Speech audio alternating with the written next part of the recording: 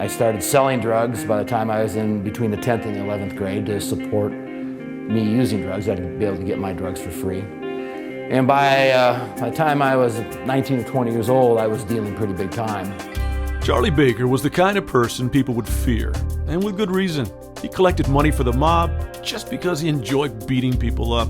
He was always armed, always dangerous, and of course, there were the drugs. I used cocaine for, 20 to 25 years. I've got the hole in my nose to prove it. I can shine a light up one side of my nose and it comes out the other side. I've got the deviated septum that I burned a hole through.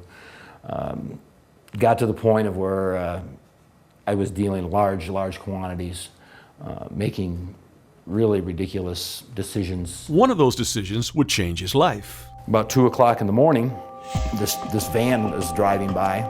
There's no lights on in the van.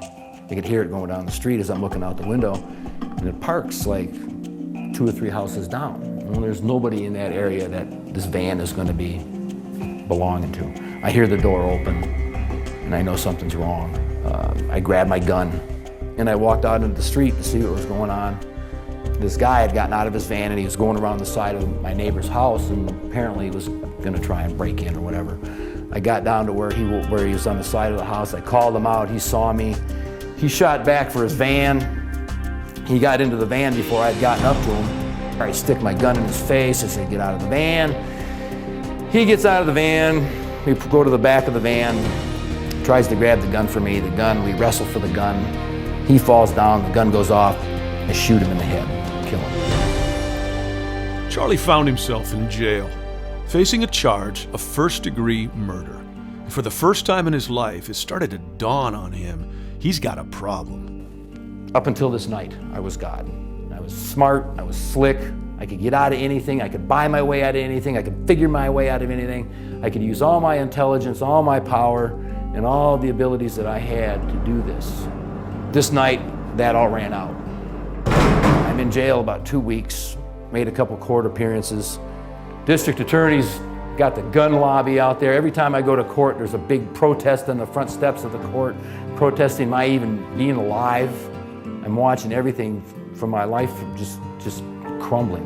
Even for someone as tough as Charlie, jail is a scary place.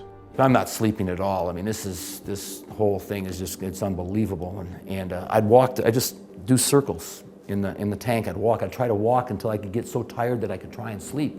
So I was walking this tank, and there's this 20-year-old black kid in there, and he's always got a smile on his face.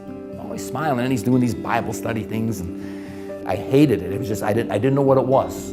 But the fact that he was sitting there in this tank smiling just drove me to insanity. Charlie asked his cellmate who the young man was. And he told me, that's LaTuan Weaver.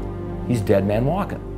They've got him on videotape killing this guy in a bank robbery and he killed the absolute wrong person, and it was up in Vista. This guy was gonna be like the next mayor. I mean, everybody loved this guy, and he killed him, and the courts were making an example out of him. They were going after him for the death penalty. And so I'm hearing all this, and my case is better than this. And I've got no smile on my face. I've got no peace. I've got nothing.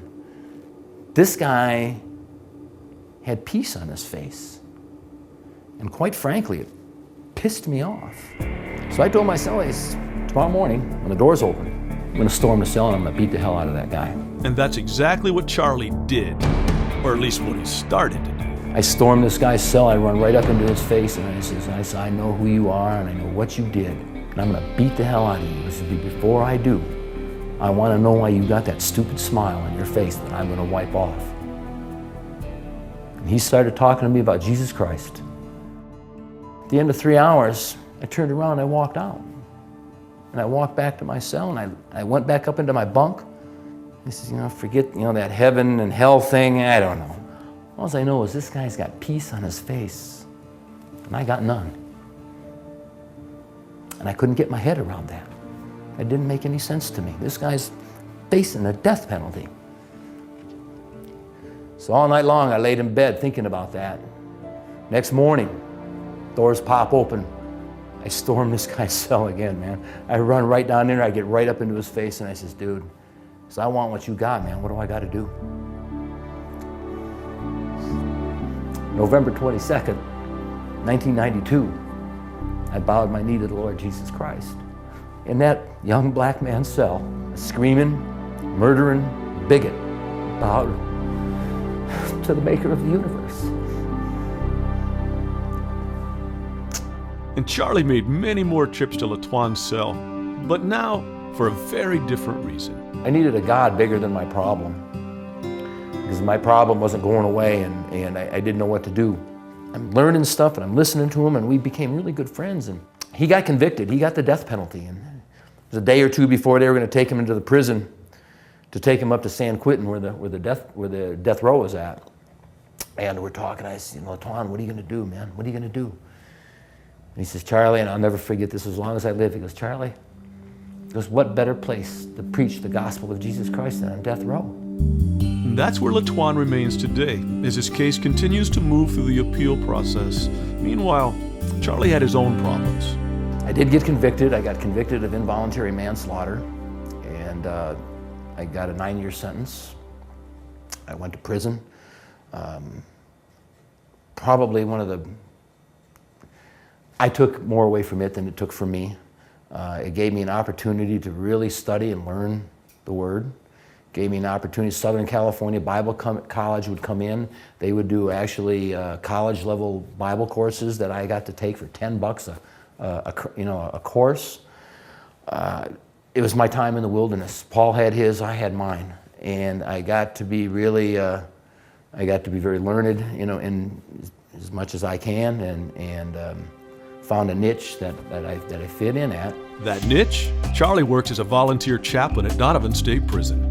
So now I go in. I go in twice a week now. I go in on Wednesdays and Sundays. I mean, I'm just thrilled. I'm thrilled. I'm where I belong, back in prison.